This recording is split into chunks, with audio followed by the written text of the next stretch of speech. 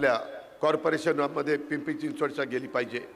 आणि ड मध्ये आमचा अमोल मधुकर डोळस, ह्यामध्ये त्याला तिथं अनुभवी आहे, टॅक्स कन्सल्टंट आहे, अभ्यासू संवेदनशील व्यक्तिमत्व आहे, सामान्य माणसांच्या अडचणी ओळखून तो मार्गदर्शन करतो। कोविड सारख्या संकटात देखील कृतीतनं नेतृत्व दाखवणारे उमेदवार, फक्त बोलणारे नाही तर काम करणारे नेतृत्व म्हणजे अमोल डोळस। त्याचा डोळसपणाच आपण बघितला आहे, म्हणून आम्ही त्या तरुणाला उमेदवारी दिलेली आहे। मित्रांनो, अशा पद्धतीनं चांगले उमेदवार मी देण्याचा प्रयत्न केलेला आहे। त्यामध्ये कुठेतरी कॉन्ट्रॅक्टर घेऊन महानगरपालिकेला उद्याच्या काळामध्ये लुटण्याची तयारी असणारे उमेदवार मी दिले नाही। टँकर माफियातले उमेदवार मी दिले नाही। प्रभाग क्रमांक 5 मध्ये मी भीमाताई पोपटराव फुगे, मला आठवतंय 2017ला त्या नगरसेविका होत्या। मी मगाशी सांगितलं काही अनुभवी, माझ्या फुगेताईंना 5 वर्षाचा अनुभव आहे, आता दुसऱ्यांदा संधी दिली। सगळेच नवे असले तर तिथं अडचण होईल, म्हणून वडीलकीच्या नात्याने तिथं बाकीच्यांना सांगतील। अमर परशुराम फुगे हा एक तरुण सहकारी आपण दिलेला आहे। प्रियंका प्रवीण बारसे ह्या एक वेळेला नगरसेविका होत्या, अनुभवी म्हणून त्यांना दुसऱ्यांदा संधी दिली। आणि राहुल बाळासाहेब गवळी ह्याला एक आम्ही उमेदवारी दिलेली आहे, नवा चेहरा।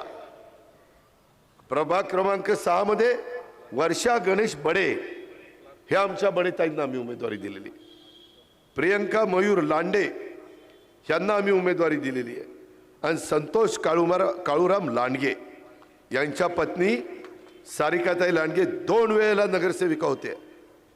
संतोषच्या पत्नीनं नगरसेविका पद कसं सांभाळायचं असतं, कसं काम करायचं असतं ते नवऱ्याला दाखवलंय। आता सांगितलं तू जा, आता तुला संधी, आणि म्हणून आम्ही संतोषला उमेदवारी दिलेली आहे। आणि 8 मध्ये सीमाताई रवींद्र सावळे त्या आल्यात का, त्या 3 वेळेला नगरसेविका होत्या। मला वाटतं स्टँडिंग कमिटीचं चेअरमन म्हणून पण त्यांनी काम केलेलं आहे। मागासवर्गीय समाजातली ही माझी भगिनी राजश्री अरविंद गागरे, अश्विनी संजय वाबळे आणि तुषार भिवाजी सहाणे हे आम्ही नवीन उमेदवार दिले। संजय 2 वेळेला नगरसेवक होता, एकदा स्वीकृत होता, एकदा निवडून आला।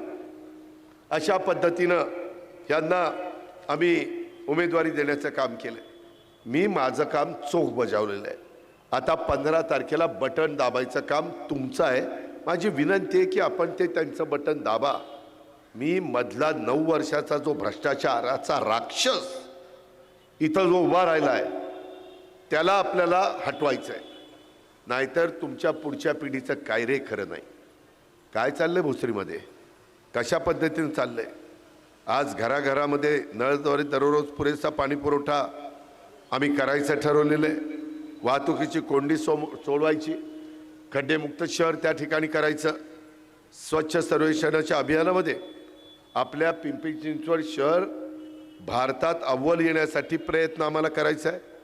कोविडमध्ये प्लॅगेथॉन केलं, कचऱ्यासाठी श्रमदान केलं।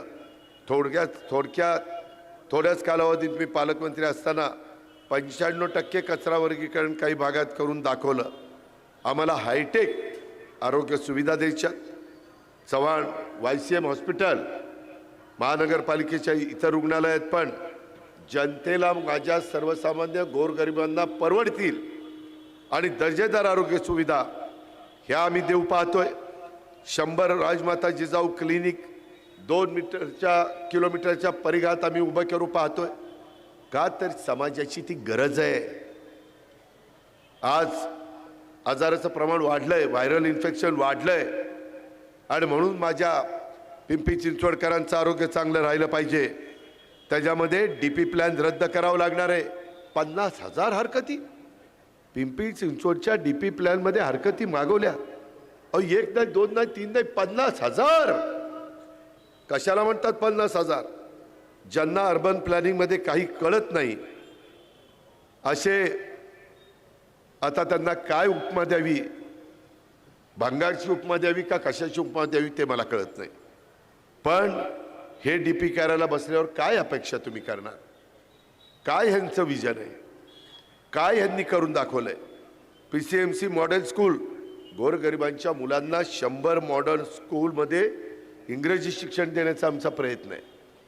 कारण ज्याची परिस्थिती बरी आहे तो CBSEच्या स्कूलमध्ये जातो, तो वेगवेगळ्या इंग्रजी माध्यमाच्या स्कूलमध्ये जातो, त्याच्या आईबापाची ऐपत असते.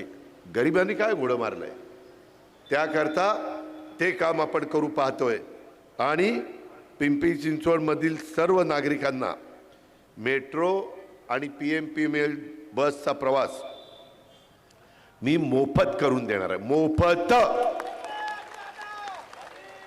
मला आता काहींनी सांगितलं की कॅबिनेटची मान्यता घेतली नाही. अरे ह्याला कॅबिनेटची मान्यता लागत नाही.